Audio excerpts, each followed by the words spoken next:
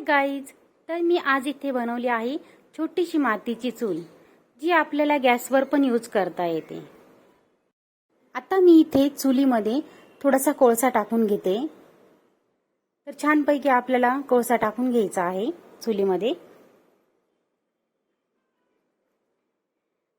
तर मी शेगडीवर चूल ठेवली आहे। फास्ट गॅसवर न ठेवता कमी गॅसवरच चूल ठेवायची। तर गाईज, आपण इथे बघू शकता कोळशाला छान धूर आला आहे। कोळसा हळूहळू पेटत आहे। कोळसा पेटायला थोडाफार वेळ लागतोच। तर इथे बघू शकता कसा पेटला आहे कोळसा। वांगे आपण धुवून घेऊया। वांगी स्वच्छ धुवून घेतल्यानंतर त्याच्यामध्ये आपण चिरा पाडूया। सर्वीकडून छान चिरा पाडून घ्यायच्या।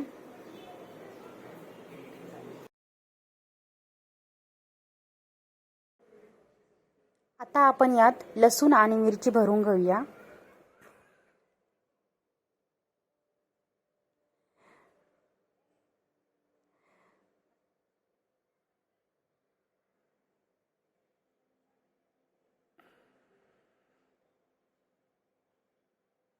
लसणाचे प्रमाण थोडेसे जास्तच ठेवायचे, स्वाद छान येतो त्याच्याने।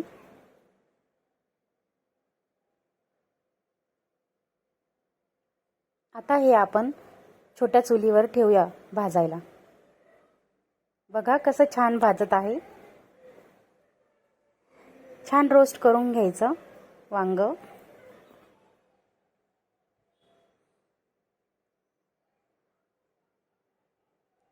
तोपर्यंत आपण कांदा चिरून घेऊया।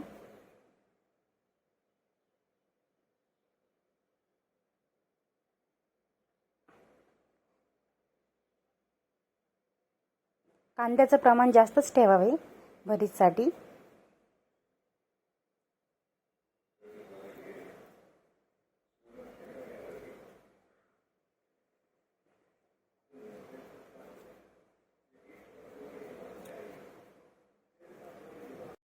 आता आपण टोमॅटो धुवून घेऊया छानपैकी, आणि तो पण आपण चुलीवर छान भाजून घेऊ।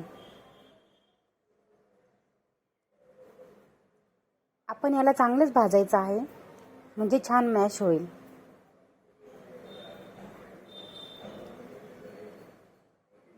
टोमॅटो छान भाजून झाला आहे। आता आपण वांग सोलून घेऊ।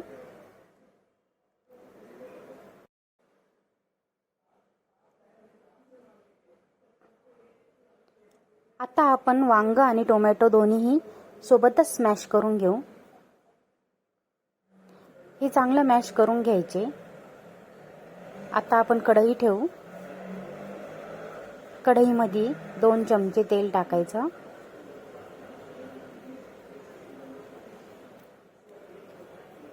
तेल तापल्यावर मोहरी टाकावी, नंतर जिरं, कढीपत्ता टाकूया। आता कांदा टाकून घेऊ। कांदा चांगला गोल्डन फ्राय होऊन द्यायचा।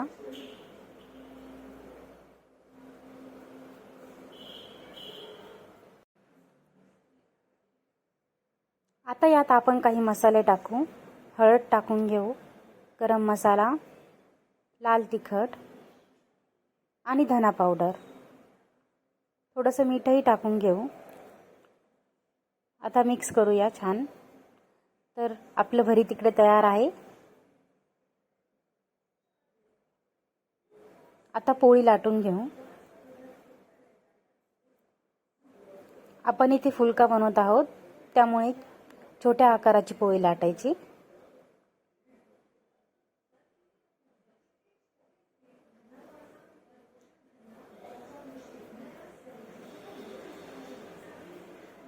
इथे मी पोळी एका साइडने भाजून घेत आहे।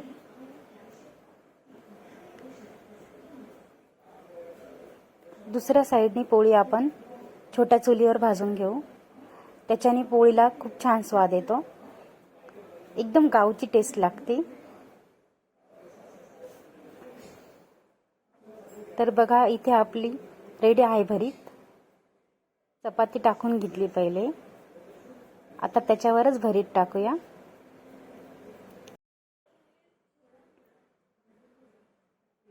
थोडीशी कोथिंबीर टाकून घेऊ आपण वरतून।